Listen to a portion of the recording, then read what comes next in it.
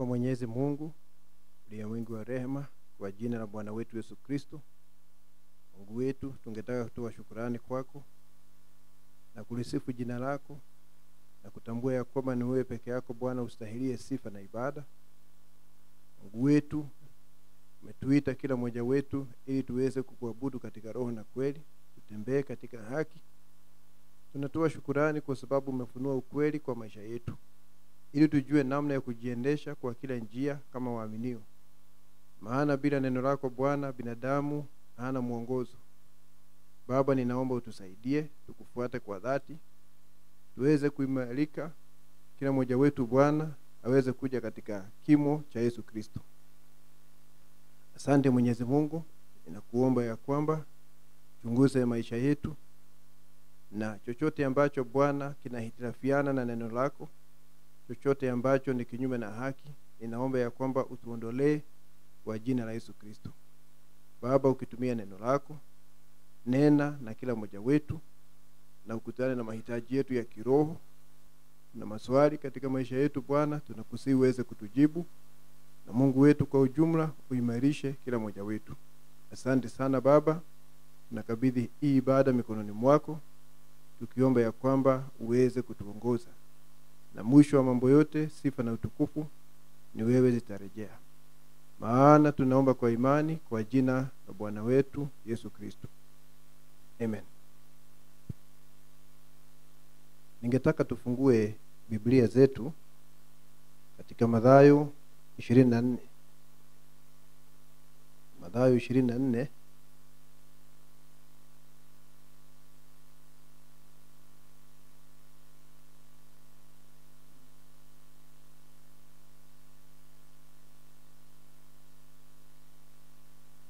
Tutaanza mstari wa 23 mpaka mstari wa 28. Biblia inasema, wakati huo ni Yesu Kristo akitabiri kwa habari ya wakati wa mwisho. Wakati huo mtu akiwaambia, tazama Kristo yupo hapa au yuko kule, msisadiki, kwa maana watatokea makristo wa uongo na manabii wa uongo, nao watatoa ishara kubwa na maajabu wapate kuwapoteza kama yamkini hata walio wateule. Tazama nimekwisha kuwaonya mbele. Basi wakiwaambia yuko jangwani, msitoke, yumo nyumbani, msisadiki. Kwa maana kama vile umeme utokavyo mashariki unaonekana hata magharibi, hivyo ndivyo kutakavyokuwa kuja kwake Mwana wa Adamu. Kwa kuwa popote ulipo mzoga ndipo watakapokusanyika tai. Bwana aongeze baraka, tuweze kuketi. Ningetaka kuongea juu ya kukusanywa kwa wateule. Kukusanywa kwa wateule ndio ujumbe ningetaka kuongea siku ya leo. Na niseme hivi kwanza, tunajua Mungu ametuweka kwa dunia hii ili atumie maisha yetu kuonesha ukombozi. Tumeshasikia nabii akisema mambo hayo. Ukisoma ujumbe huyu Melkizedeki ni nani, unasikia nabii akisema ya kwamba tulikuja hapa ili Mungu aweze kujaribu neno lake kupitia kwa maisha yetu. Na ile sababu Mungu aliachilia mwanadamu aweze kuanguka ni Mungu aweze kupata nafasi ya kudhihirisha sifa yake ya mkombozi. Anasema mahali pengine katika ujumbe, Kristo ni siri ya Mungu iliyofunuliwa. Kama Mungu angeleta Adam na Hawa kule kwenye bustani ya Edeni, lakini wasianguke, katika hali hiyo angeweza kuonesha sifa ya kuwa baba, lakini hangeweza kuonesha sifa ya kuwa mkombozi bila wao kuanguka. Na alikuwa anataka kuonesha ama kuieleza hiyo sifa ya kuwa mkombozi. Kwa hiyo tunajua Mungu ametuweka hapa ili aweze kuonesha ukombozi. Na hiyo ndio sababu tunapokuja katika haya maisha tunaanza kama tumeanguka. Na Mungu ameweka wateule wake katika sehemu tofauti za ulimwengu kulingana na hekima yake. Ni yeye alikuweka katika hii sehemu ya ulimwengu kulingana na hekima yake, akaweka waaminio wengine katika sehemu zingine za ulimwengu na hii yote ni kulingana na hekima yake. Na wakati waaminio wanawekwa mahali popote, kwa sababu Mungu anawakusanya baadaye, anawaita, Mungu anakusudia ya kwamba wateule wake katika kila sehemu ya ulimwengu ndio watakuwa nuru ya ulimwengu. Anasema ndio wanatakiwa kuwa chumvi ya ulimwengu, na ndio wanatakiwa kuwa mashahidi wa Yesu Kristo hapa duniani.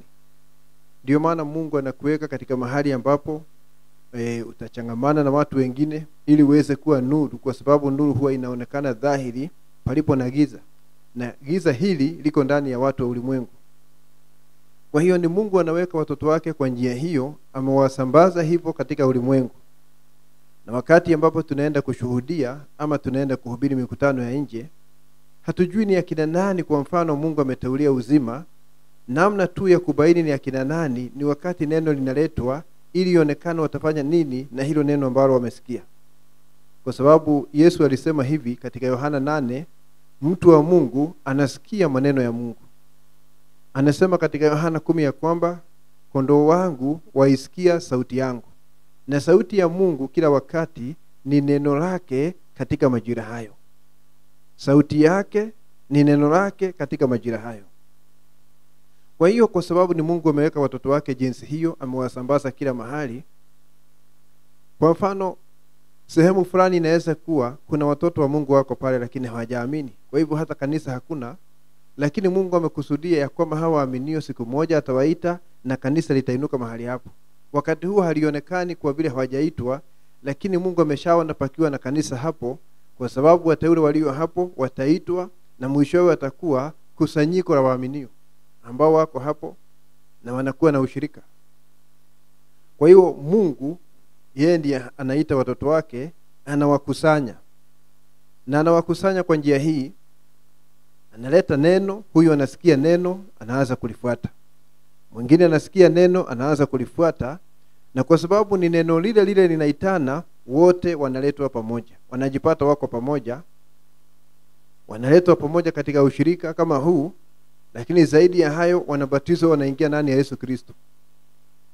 Ndio sababu nabii aliulizwa, kama vile ambavyo kanisa la mwanzo lile la Alpha pale siku ya Pentecost walikuwa mahali pamoja na walikuwa na vitu vyote shirika, akaulizwa kama biharusi kutakuwa na siku kama hiyo ambapo kanisa lote la ulimwengu wanaweza kuja pamoja katika ushirika pamoja. Nabii akasema hiyo haitawezekana, lakini akasema ya kwamba vikundi vidogo vidogo watakuwa wakikusanyika katika sehemu tofauti za ulimwengu, lakini imani ni moja. Lakini akasema hata hivyo tumekusanywa ndani ya Kristo. Najua mwili wa Yesu Kristo ama mahali biharusi anaingia katika mwili unaitwa mwili wa siri, mystical body. Na hapo tunaingia kwa roho mmoja. Kwa hivyo japo ndugu wengine na dada wengine wanaweza kuwa mbali, lakini tuko ndani ya mwili mmoja. Na Mungu anakusanya wateule wake. Na Mungu anakusanya kwa njia ya kuleta neno lake, sauti yake ni neno lake katika majira, na hiyo ndio inaamsha watoto wake waweze kuamka. Kwa sababu kabla ya kusikia neno, wewe huwezi kuelewa wewe ni nani. Na huo ni ukweli kabisa. Huwa nasikia watu wengine, sijui kama nikutaka kuonekana ni wa kiroho sana kuliko waaminio wengine, unasikia akisema yeye alikuwa anajua haya mambo ya ujumbe hata kabla ya kusikia nabii. Mungu alikuwa amenifunulia mambo haya yote, nilikuwa ninayafahamu, baadaye nikajua kuna nabii. Ninaangalia ushuhuda huo, ninaona hauambatani na maandiko. Sijawahi kuona jambo kama hilo katika maandiko. Mtu kama Paulo, na alikuwa ni nabii na alikuwa ni mtume, alikuwa katika giza la kiroho, na mpaka wakati aliangushwa na nguzo ya moto, na kisha akatumwa kwa waaminio ili wamueleze juu ya neno, Anania wa Damascus, na kisha akabatizwa kwa Roho, akaenda kule jangwani. Pale awali hangedai ya kwamba alikuwa anajua chochote. Petro hivyo hivyo na wale wengine. Kwa hivyo hakuna mtu ambaye anajifahamu isipokuwa kwanza Mungu alete neno, kwa sababu ni Mungu anaitana. Na wakati Mungu akikuita kutoka hapo, unakuwa mwanafunzi, anaanza kutembea nawe akikufundisha zaidi na zaidi mambo ya Yesu Kristo. Anaitana kupitia neno, na wewe unaitika kwa sababu wewe ni mbegu ya Mungu. Na unakuja kutambua wakati amekuita ya kwamba wewe ni sehemu ya Mungu iliyowekwa hapa duniani. Na ndio sababu unaona katika huu ujumbe wa Malaki 4, hili jambo linaitwa mbegu, seed. Ile chembe ya uzima ni sehemu kubwa sana ya ujumbe. It is a big deal in this message. Kwa sababu ujumbe huu umekuja kusaidia muaminio aelewe yeye ni nani. Na ajue ya kwamba yeye ni sehemu ya Mungu, ni kipande cha uzima wa milele. Nabii anasema aspect of eternal life. Ndio maana nilikwambia, na hili linaweza kusikika kama linaweza kuwaza watu, hata kabla ya kupata Roho Mtakatifu, wewe ni chembe ya uzima wa milele. Una uzima wa milele katika hali ya chembe pale, lakini inahitaji kuhuishwa. Kwa sababu hiyo mbegu ni sehemu ya Mungu. Ni sehemu ya Mungu ambayo ilitoka ndani ya Logos, ikaja hapa duniani, ikachukua mwili wa udongo, ukaanza kuishi maisha haya, lakini kuna ile chembe, hiyo nafsi ni chembe ya uzima katika mwili wa udongo. Na kisha Mungu anakuita ili aweze kukuhuisha, na anakuhuisha ili utimize mapenzi yake ya wakati huo. Na Yesu anasema mtu wa Mungu anasikia maneno ya Mungu. Na anasema tena alikuita ili uweze kuleta mazao. Hapo ni wakati umehuishwa na Roho Mtakatifu. Unahuishwa na Roho Mtakatifu ili yale mazao ambayo yamelala pale katika nafsi yaweze kuonekana. Hata hayo mazao ambayo unatakiwa kuleta ulikuwa nayo, lakini yalikuwa yamelala. Sasa wakati unahuishwa na Roho Mtakatifu anaanza kutokea, basi na mazao pia yanaonekana. Ndio sababu unasikia nabii akisema Roho Mtakatifu ni nguvu za kuhuisha. Is a quickening power, ni nguvu za kuhuisha ili kile ambacho kilikuwa kimelala katika hiyo nafsi kiweze kuonekana. Kiweze kuonekana, kiweze kutokea na kiweze kudhihirika katika mwili. Na ni Mungu anatuita na unaitika kwa sababu ya jambo hilo. Na wakati Mungu anakuita unaanza kujielewa. Unaanza kujielewa. Najua mambo mengine tunaelewa ni ajabu sana. Hili jambo nabii alisema mimi si mwana wa Charles na Ella Branham. Fikiria juu ya jambo hilo. Hapo ndipo alikuja akajua ana asili mbili, ya kwamba ana asili ya kibinadamu. Na asili ya kibinadamu mwili wake umetokana na Charles na Ella Branham. Lakini ndani ya huo mwili kuna yule mtu halisi, anasema ni chembe ya uzima, ni kipande cha uzima wa milele, ni mbegu ya baba yetu. Anasema hiyo haitokani na mzazi. Wakati wazazi wanapata mtoto, hawampatii nafsi, ni mwili peke yake, na huo mwili ndio unapokea ile nafsi ambayo inaletwa na Mungu. Kwa hivyo mwishowe kabisa, ndio sababu tukienda ngambo ile, familia zetu ambazo tunazo hapa zitaisha. Hazitakuwepo ngambo ile nyingine. Hakuna mtu ambaye atakuwa upande ule mwingine akidai ya kwamba mimi ndiye babu ya huyu ama mimi ndiye mama ya huyu. Hilo jambo litaisha, kwa sababu ni jambo la muda. Lile jambo ambalo halitaisha ni hili jambo la nafsi, ya kwamba wewe ni ndugu, yule ni dada, huyo ni ndugu. Hata ngambo ile nyingine tutakuwa ndugu na dada, kwa sababu familia hizi zetu ndogo ndogo zitakuwa collapsed, zitaondolewa, itakuwa familia moja kubwa ya Mungu. Hayo ni mambo tunaelewa kwa sababu ya ujumbe huu. Ujumbe unakufanya uelewe mambo mengine ambayo kwa mtu wa dini yanaonekana kama ni wenda wazimu. Lakini si wenda wazimu, ni ukweli wa neno. Huu ndio ukweli wa neno. Unaanza kujielewa wewe ni nani, unaanza kujielewa ulitoka katika umilele, na kisha nabii anakuambia katika ujumbe makao ya baadaye ya kwamba hukuanza wakati wote. You never started on any day. Na hiyo inamaanisha katika umilele hakuna mahali palifika katika umilele sasa ghafla Mungu akaanza kuwaza juu yako, ya kwamba hapa kuna mtu nimeanza kuwaza juu yake. Kwa sababu kama kuna mahali anaanza kukuwaza, inamaanisha ya kwamba una mwisho. Lakini Mungu hakuna siku alianza kukuwaza, kwa sababu umekuwa ndani yake ukiwa ni chembe siku zote. Wewe ni mbegu, lakini ulikuwa katika hiyo chemichemi ambayo inaitwa Elohim. Na ndio sababu tuna uzima wa milele. Si tu kwa sababu tumeamini. Kuamini ni kudhibitisha tulikuwa sehemu ya uzima wa milele. Tunakuwa na uzima wa milele kwa sababu tulikuwa ndani ya Elohim, na hakuna siku tulianza ndani yake. Ndio maana huwa nasema sisi na Mungu tuna umri mmoja, lakini yeye ndiye baba kwa sababu sisi tuko ndani yake. Mungu na atusaidie tuweze kuelewa haya mambo kwa njia ya ufunuo, ili uweze kujua nafasi yako katika Kristo. Wakati Mungu anakuita, unaanza kujielewa, unaelewa ukoo wako, unaelewa mahali ulitoka, na hata unaona ni kwa nini uko katika haya maisha, na unaelewa ukitoka hapa mahali ambapo unaenda. Haya ni mambo tunapata kuelewa kwa sababu Mungu ametuita. Na kisha unafika mahali unajua, na pia nasema Mungu hana mikono mingine isipokuwa yako, saa hii na miguu na kadhalika. Ni kusema hivi, kile ambacho Mungu anataka kudhihirisha katika haya majira, katika mpango wa ukombozi, hawezi kufanya hivyo bila wewe na mimi. Hawezi. Kwa sababu sisi, nitakuonesha hilo jambo kwa njia nyingine siku nyingine Bwana akipenda. Sisi ni sehemu yake, na akitaka kutekeleza mambo yote hapa ni sisi anatumia. Ndio maana kwa mfano alitumia Musa kutoa wana wa Israeli. Na wakati Musa aliona hata hafai hiyo kazi, hata anaambia Mungu amuondoe, Mungu hangeweza kuondoa Musa mpaka amaliza hiyo kazi. Na kuna watu wengine waliangalia, kina Kora akaangalia, akaona anahitimu kuliko Musa. Labda na Kora alikuwa anajua kunena na watu kuliko Musa, kwa sababu aliweza kushawishi watu 250 viongozi wa watu. Unaona, sasa anaona ya kwamba Musa anagugumiza na mambo mengine, anaona ana uwezo kama ule. Sasa kadhani ya kwamba pia yeye anaweza kutumwa na Mungu. Hangeingia nafasi ya Musa, kwa sababu Mungu akikuweka katika hiyo nafasi hawezi kukutoa pale, kwa sababu wewe ni sehemu, umewekwa na Mungu hapo udhirishe kitu fulani katika Mungu. Na hakuna mtu anaweza kuchukua hiyo nafasi.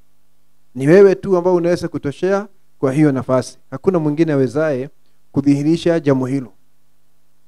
Tunaanza kuelewa mambo hayo kwa sababu ni ujumbe unakuja kwetu. Ndio sababu unaona tukiwa waaminio hatuwezi kujiendesha kwa njia ya kitoto kama Wapentekoste. Wapentekoste wako na utoto mwingi sana. Nimewahi kwenda katika mikutano yao. Unasikia mtu na anajiita mtume huyu ambaye anaongoza hiyo mikutano miongoni mwa Wapentekoste. Anaita wanaume hapo, anaita wanawake hapo. Anasema anataka kuwawekelea mikono au apatie huduma. Nataka kufanya huyu dada awe nabii. Nataka kufanya huyu ndugu. Huwezi kufanya mtu chochote. Huwezi kufanya mtu chochote. Nabii anasema hata Timotheo wakati wazee walimwekelea mikono katika Biblia, hakuna karamu walimpatia. Kwa sababu kuna mahali unaweza kusoma Biblia Paulo akiongea juu ya Timotheo, uone kana kwamba kuna mahali alipatiwa karama na wazee. Nasikia Paulo akisema ya kwamba kile kipawa ulipokea baada ya kuwekelewa mikono, kichochee kifanye kazi. Sasa mtu anapata wazo ya kwamba unaweza kupatia mtu huduma. Hakuna jambo kama hilo. Nabii anakuja na alifafanua vizuri. Anasema wakati hawa wazee walikuja pamoja na Paulo wakamwekelea Timotheo mikono, ni kwa sababu mwanzo kuna kitu waliona ndani yake. Hata kabla ya kumwekelea mikono kuna kitu waliona ndani yake ambacho kimekuwa deposited ama kimewekwa ndani yake na Mungu. Na sasa kuwekelea huyo ndugu mikono ilikuwa ni kuchochea kitu ambacho tayari amepatiwa na Mungu. Kwa sababu huwezi patia mtu yeyote huduma. Huduma ni Mungu alipatia watu wake kabla ya misingi ya ulimwengu, lakini kile ambacho tunafanya ni kutambua kile ambacho Mungu amedeposit ndani ya huyu ndugu, ndani ya huyu dada. Tunatambua kile Mungu amefanya. Lakini Wapentekoste huwa wanapatia watu huduma. Tunataka kufanya huyu ndugu pastor. Tunataka kufanya huyu mtume. Mambo ya kitoto kabisa. Lakini wakati unakuja katika ujumbe, unaweza kuelewa namna ya Mungu ya kufanya kazi. Unaondokea mambo ya utoto. Na unaelewa ya kwamba ukiwa katika haya maisha, Biblia ni kitabu cha nyakati zote. It is a book for all the ages. Na nikusema watu wa Mungu katika kila kizazi wajapo hapa, kuna sehemu fulani watakuja kutimiza ya neno lake.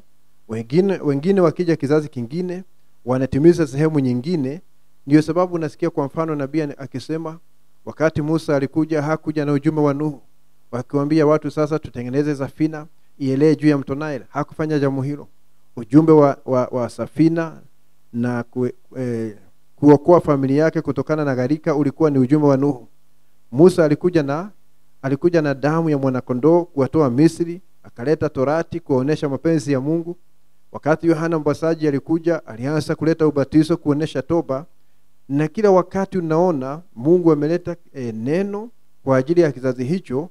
Na nabii anasema hivi katika ujumbe ambao unaitwa mbegu ya hitilafu, ya kwamba mbegu ya Mungu ni wale ambao wanafanyika neno hilo la siku hiyo na wanadhihirisha katika maisha yao. wanadhihirisha neno hilo katika maisha yao, anasema hao ndio mbegu ya Mungu katika kila kizazi. Na sasa wakati Mungu anakuita, unatambua ya kwamba umekuja hapa ili utimize maandiko fulani ambayo yalikuwa yamenenwa kwa ajili ya kizazi hiki. Kwa sababu Biblia ile nimesema ni kitabu cha nyakati zote.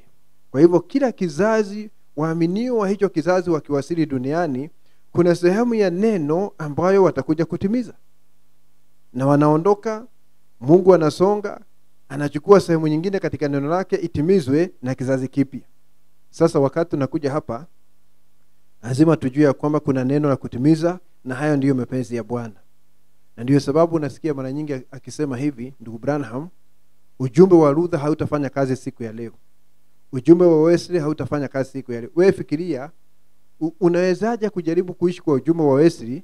Mungu alileta ujumbe huo na kukawa na kizazi hicho, na wakadhihirisha hiyo sehemu na wakalala, na Mungu akasonga, na wewe ungetaka kurudi pale nyuma. Haiwezekani. Anasema jumbe za wakati uliopita haziwezi kufanya kazi siku ya leo. Itachukua ujumbe wa siku ya leo na kizazi kipya siku ya leo, mapenzi ya Mungu yaweze kuonekana. Kwa sababu Mungu analeta neno, lakini anahitaji vyombo vya kutumia ili kutimiza ahadi yake ya siku hiyo. Anahitaji vyombo vya kibinadamu. Na hiyo ndio sababu anaita watoto wake. Na wakati wanaitwa, wanaweza kujua hata wao ni wafanyakazi pamoja na Kristo. Ndio sababu aliita wanafunzi wake, na alipowaita akawaambia waende kote kote katika ulimwengu wakihubiri habari njema, na wale ambao wataamini wabatizwe kwa jina la Yesu Kristo. Na kisha akawaambia kwanza wasubiri, wajazwe kwa Roho Mtakatifu, na kisha waende wahubiri habari njema kila mahali katika ulimwengu, na wafanye watu kuwa wanafunzi wa Bwana wetu Yesu Kristo. Sasa wakatambua kumbe wakati Mungu anakuita, hata anakufanya mfanyakazi pamoja naye. You become a co-worker with Jesus Christ. Unakuwa mfanyakazi pamoja na Yesu Kristo. Na hiyo ndio sababu muaminio akisha kujua mambo hayo, ni lazima ajitoe kwa Kristo. Kwa sababu unajua, tukiongea hapa mambo ya ukombozi, Mungu hawezi kutumia mtu ambaye si mbegu yake kutimiza neno lake. Nabii anasema uzao wa Mungu ni wale ambao wanatimiza neno la Mungu katika majira yao. Uzao wa nyoka hawezi kutimiza Ufunuo 8:18, mahali ambapo Yohana anaambiwa ule kitabu. Mtu ambaye si mbegu ya Mungu, hata akidai kuamini ujumbe, hawezi kutimiza maandiko hayo. Na wakati Mungu anakuja kwako na anakufunulia kwamba wewe ni sehemu yake, basi jambo lako ni kujisalimisha kwake. Na unakuwa aligned. Unajua kama mstari mmoja na Mungu, Yohana 5:19, ili aweze kutekeleza mapenzi yake akiwa ndani yako. Na ndio sababu huwezi kusema unafanyia Mungu kazi. Ni Mungu anafanya kazi akiwa ndani yako. Najua watu huwa wanasema hapo tutafanyia Mungu kazi. Hakuna kazi utafanyia Mungu. Lakini Mungu atafanya kazi akiwa ndani yako kwa sababu umejisalimisha kwake. Tuweze kuelewa jambo hilo. Na ukitaka kujua si wewe utafanya kazi, ndio maana aliambia mitume wasihubiri mahali popote kabla ya kujazwa kwa Roho Mtakatifu. Na hiyo ni kusema kabla ya Mungu kuingia ndani yao. Kwa sababu ni yeye atafanya kazi lakini akiwatumia. Najua Wapentekoste pia huwa anasema vile wanafanyia Mungu kazi. I feel in my spirit right now, I'm about to do something great for God. Si unajua Wapentekoste na hype yao. Hakuna kazi unafanyia Mungu. Unajitoa kwa Mungu ili kusudi aweze kufanya kazi kupitia maisha yako. Na hiyo ndio sababu mwishowe kabisa uweze kuchukua sifa yote na utukufu. Sifa yote na utukufu zinarudia Mungu kwa sababu ni yeye alitenda ila alikutumia wewe. Tuweze kuelewa jambo hilo.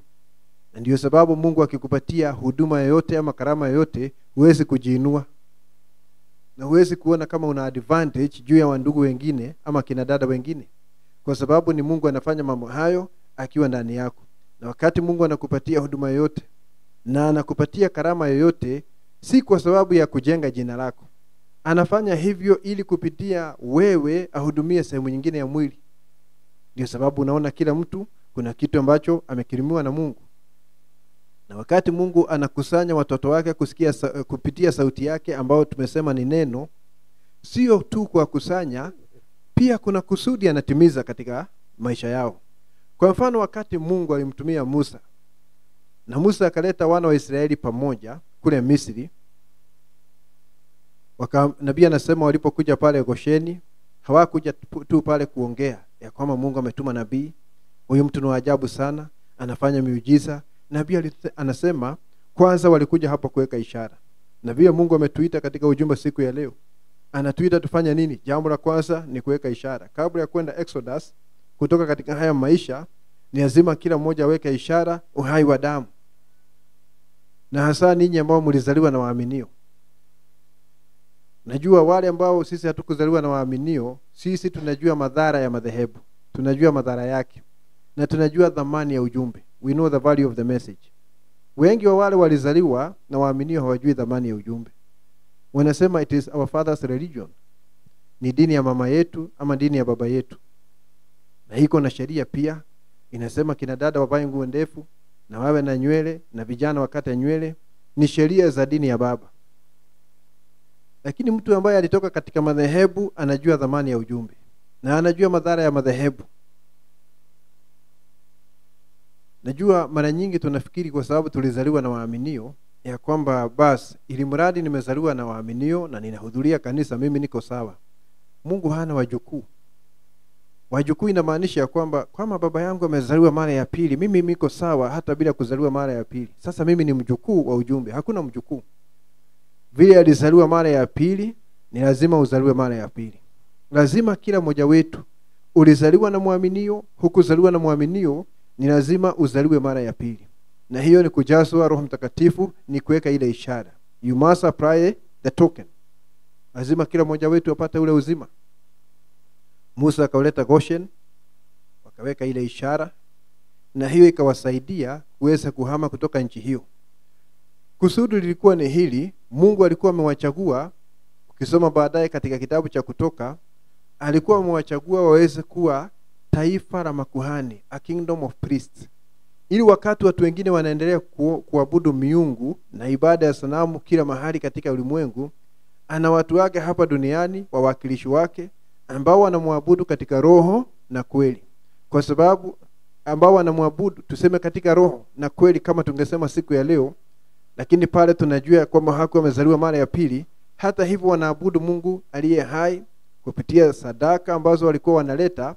Walikuwa ni ufalme wa makuhani, na ndio sababu Mungu alikuwa amewakusanya pamoja waweze kuwa ufalme wa makuhani, a kingdom of priests. Wakaweka ishara na wakatoka ili wawe wanamtumikia. Na unajua Israeli ni mfano wa kanisa. Wakati Yesu alileta Maritha na Mariamu pamoja dadake, wakati wa Lazaro alipokufa, ni kwa sababu ya kusudi ya kufufua ndugu yao. Kulikuwa na kusudi katika kuwaleta pamoja.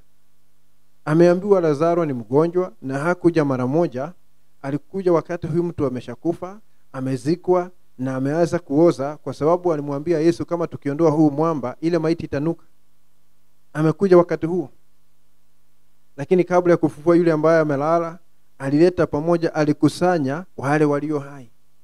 Akaleta Mariamu, akaleta Maritha pamoja, akaanza kuongea nao kwa sababu angetaka wawe aligned naye.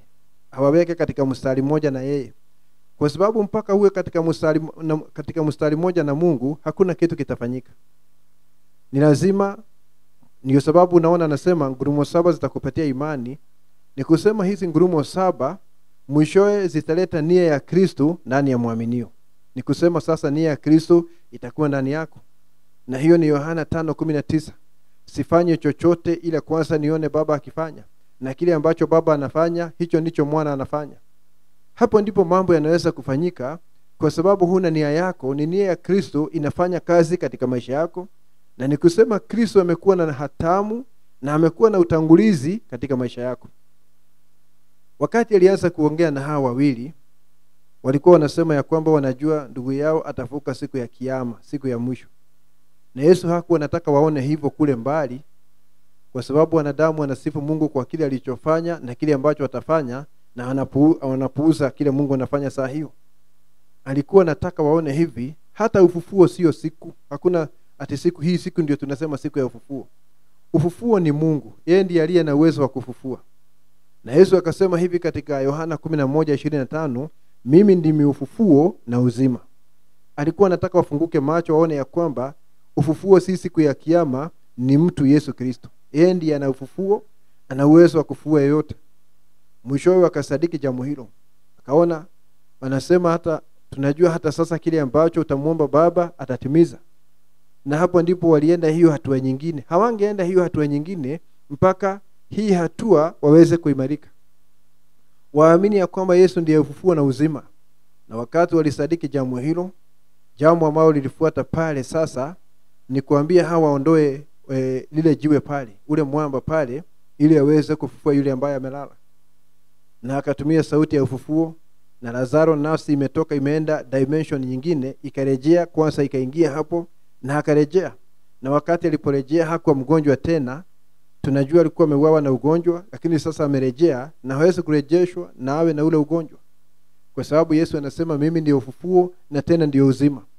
Alikuwa amewaleta pamoja ili kusudi waweze kuwa na fungu ama na sehemu katika kufufua ndugu yao aliyelala.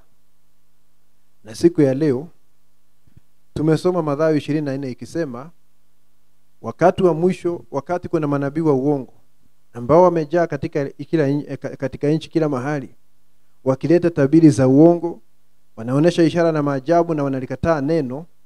Anasema wakati huo biharusi hata kuwa katika mikutano ya hao watu. Unasikia Owuor ameenda huko Lodwar, unamfuata huko. Biblia inasema msiende jangwani mkisikia wako huko. Ama wako katika nyumba fulani, wako katika auditorium fulani wanaendesha mikutano, msiende mahali pale.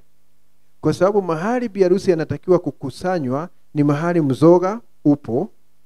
Kasema ya kwamba mahali mzoga utakuwepo wakati huo, hapo ndipo tai watakusanyika. Na kisha anaulizwa, na sina wakati wa kusoma nukuu, anaulizwa katika maswali na majibu mwaka 64 na muaminio mmoja, anaulizwa mzoga ni nini na tai ni akina nani.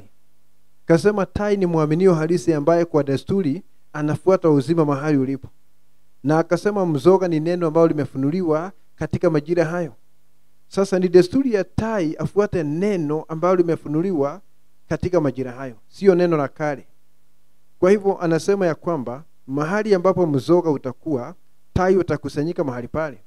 Na kisha nabii wakati aliulizwa kama biharusi atakuja pamoja kama kanisa la Pentecost ambao lilijazwa siku ya Pentecost, kasema hiyo haitafanyika. Lakini anasema vikundi vidogo vidogo watakuwa kikusanyika katika sehemu fulani, sehemu tofauti za ulimwengu. Na hiyo inamaanisha hivi, mahali hao watu watakuwa kikusanyika ni kwa sababu pana mzoga mahali pale. Mzoga nao unakuja kwa njia gani? Tunasema ni neno ambalo limefunuliwa. Watu wanaweza kuwa hapa na kabati imejaa vitabu vya ujumbe na kanisa limekufa. Kabati iko hapa imejaa vitabu vya ujumbe 1200 na watu wamekufa. Ni lazima pawe na huduma iliyo hai miongoni mwa watu. Na hiyo ndio sababu nabii anasema mahali katika nyakati 7 za kanisa ya kwamba zile huduma za ofisi anaziweka miongoni mwa biharusi. Anasema they are put at her disposal. Walimu na wachungaji na wale wengine wanawekwa miongoni mwa biharusi kila mahali ili paweze kuwa na mzoga mahali hapo. Kwa sababu nabii anasema, angalia vile anasema katika ujumbe. Anasema wakati Daudi walikuwa wanataka kuleta sanduku la agano lakini wakatumia njia isiyofaa, walisababisha maafa. Wametengeneza gari la kuvutwa na ng'ombe, wakawekelewa pale juu ya hilo gari sanduku la agano, na ili Mungu aoneshe si mpango wake, akasababisha lile gari kuinama, na mtu mmoja pale Uza akikimbia, Mungu asiaibishwe sanduku lisianguke chini, Mungu akamuua. Maana ameenda kushika pale na yeye si Mlawi.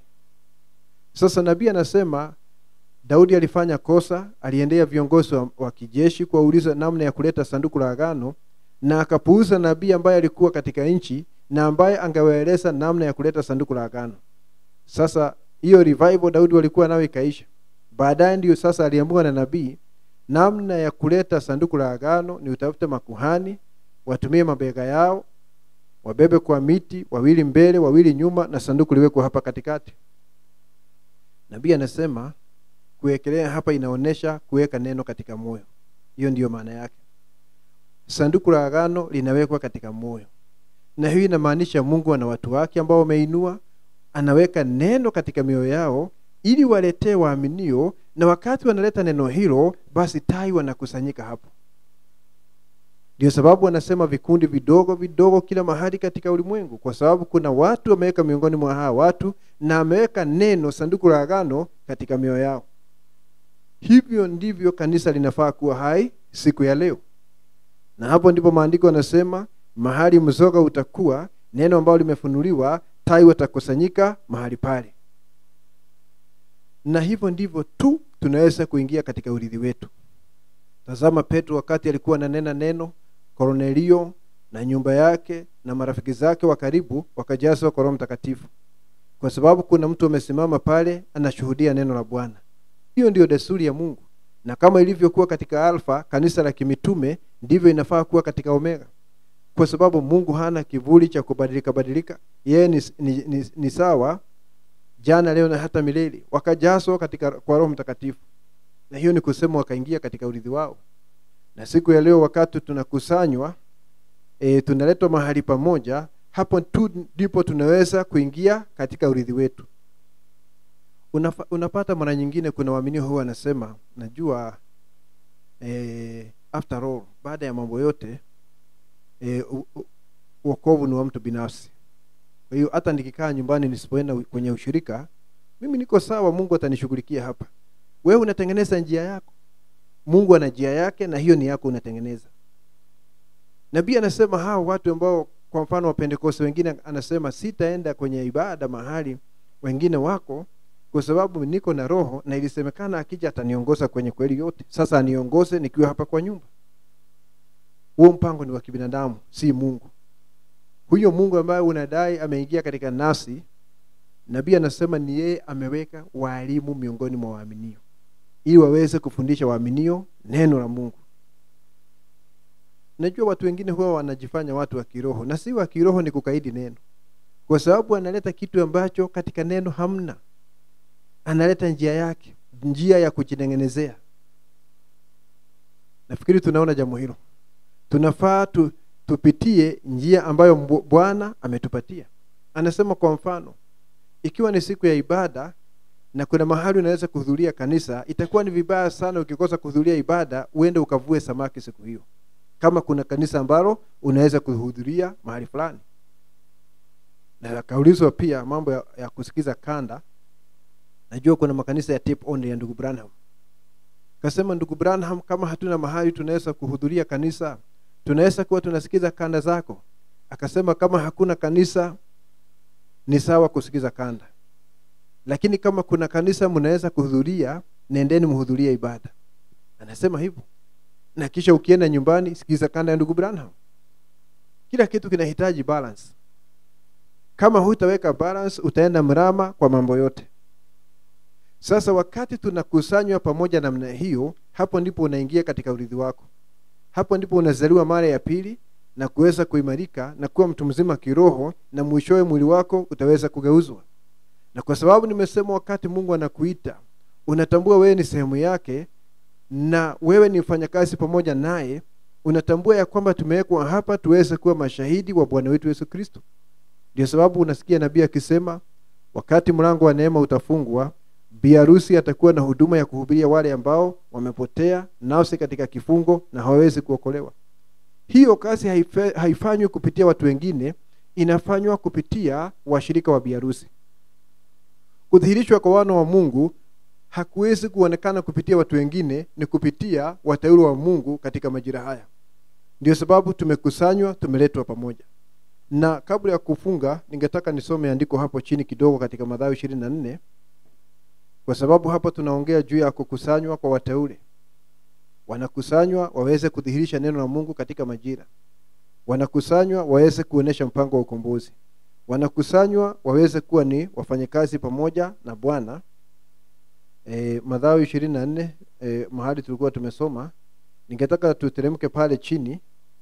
Kwa hivyo unaona mahali ambapo mzoga utakuwa, neno ambalo limefunuliwa, tai watakusanyika mahali hapo. Mzoga ni neno na tai ni muaminiwa halisi ambaye kwa desturi anafuata ule mzoga, neno ambalo limefunuliwa katika majira hayo. Hiyo ndio desturi ya tai. Lakini hapo chini tazama mstari wa 31, baada ya dhiki ya vita vya pili vya ulimwengu, mstari wa 31 unaonesha tena kukusanywa. Naye atawatuma malaika zake pamoja na sauti kuu ya parapanda, nao atawakusanya wateule wake kutoka pepo nne, toka mwisho huu wa mbingu mpaka mwisho huu. Kuna kukusanywa tena hapo kwa wateule, na pale juu kuna kukusanywa kwa wateule ambao wanazingira ule mzoga pale. Hao ni watu mara mbili. Wale ambao wako katika Mathayo 24 mstari wa 28, ya kwamba mahali mzoga utakuwa, tai watakusanyika mahali pale, ni biharusi wa Yesu Kristo majira haya. Na hicho ndicho kinaendelea saa hii. Na hapo ndipo nabii alisema vikundi vidogo vidogo katika ulimwengu wanakusanywa. Elia fulani kuna waaminio, sehemu nyingine kuna waaminio, ni biharusi wa mataifa. Lakini hawa walio katika mstari wa 31 sio watu wa mataifa, ni wana wa Israeli. 144,000 ndio ambao wanasemwa hapa katika mstari wa 31, kwa sababu hao hawatakuwa vikundi vidogo vidogo katika ulimwengu. Hao watakusanywa mahali pamoja kule Jerusalem, sio katika ulimwengu. Wanatolewa katika mataifa ya ulimwengu kijiografia, wapelekwe mahali pamoja. Ndio sababu nasikia Biblia hapa inaongea juu ya malaika zake. Malaika ni mjumbe, kwa sababu hapa ni wawili, inaongea kwa wingi. Hapa ni wawili, Musa na Elia, lakini parapanda ni moja. Musa na Elia, malaika wawili hapa, lakini parapanda ambayo inawaleta pamoja ni moja. Na hiyo parapanda ni ile tunasema baragumu ya 7. Na hiyo baragumu ya 7 ni Kristo akijifunua tena kwa wana wa Israeli, ili waone ule upatanisho ambao baba zao walikataa. Ndio upatanisho, na waweze kuomboleza, waweze kuamini, na watazaliwa siku moja. Biblia inasema Israeli watazaliwa siku moja. Nabii anasema wataamini ujumbe huu na watabatizwa kwa jina la Yesu Kristo na watajazwa kwa Roho Mtakatifu. 144,000 wanakusanywa waweze kuletwa pamoja, watimize neno la Mungu la majira haya kwa ajili ya maisha yao. Lakini kabla ya hawa kukusanywa, sisi tutakuwa tumekusanywa hapo awali pale katika Mathayo 24 mstari wa 28, mahali mzoga utakuepo, tai watakusanyika pale. Ni sisi tunatangulia, na baadaye tunaondoka, na kisha hawa watu wanakusanywa chini ya manabii wawili kupitia baragumu ya 7 ambayo ni Kristo akijifunua kwa wana wa Israeli. Kwa hivyo wakati Mungu anatukusanya katika haya maisha kupitia neno lake, ni kuweza kujielewa na tuelewe mapenzi ya Mungu ya wakati huo, ili tujue tuko hapa kutimiza mapenzi yake. Ndio sababu wakati huu ufahamu unamjia muaminio, huwezi kuiga walimwengu na hutaki kuishi yale maisha ya wanaishi. Maana unatambua hukuletwa hapa uweze kuwa kama walimwengu, uliletwa hapa ili Mungu kupitia maisha yako aweze kuonesha mpango wake wa ukombozi, aweze kuonesha neno ambalo alikuwa ametenga kwa ajili ya majira haya. Nafikiri tutakuja kuendelea wakati ujao, Bwana akipenda. Kwa hiyo kile ningetaka tufanye sasa ni kuweza kuomba, ili baadaye tupate nafasi ya kumwabudu Mungu kwa njia zetu, kila mmoja kwa staili yake. Lakini kwanza tuombe. Asante Baba yetu wa mbinguni, kwa jina la Bwana wetu Yesu Kristo. Asante kwa sababu ya neno hili Bwana ni ukweli. Nasema ya kwamba wakati mihuri 7 ilifunuliwa hapa katika mvuto wa 3, ili ukweli ambao ulikuwa umesitirika uweze kuwekwa wazi. Na hiyo ni kusema Bwana, tutafahamu mapenzi yako, tutaweza kujielewa Mungu wetu, tujue mapenzi yako kwa ajili ya majira haya, kutambua ujumbe wetu na siku yetu, ili Bwana tuweze kuishi maisha ambayo yanakupendeza. Ninaomba utuhuishe kila mmoja wetu kwa njia ya Roho Mtakatifu. Fanya nafsi zetu hai Bwana Mungu wetu, tuweze kuonesha neno lako likiwa limejivika mwili katika kizazi hiki. Na Mungu wetu, kila mmoja aweze kuwa nuru ya ulimwengu, aweze kuwa chumvi ya ulimwengu, aweze kuwa shahidi wa kweli wa Bwana wetu Yesu Kristo. Asante Baba yetu, unaona upungufu wetu. Ninaomba utusaidie, umuinue kila mmoja wetu na uweze kumrehemu kwa njia zote. Pokea sifa na shukrani. Ninaomba kwa ajili ya wale ambao wanateseka katika mwili kwa sababu ya shida za kiafya, ya kwamba Bwana utawatembelea na kuwaguza, kwa sababu umejaa rehema na faraja, na kuweza kuondoa maradhi yote ambayo Bwana yanatesa miili yetu.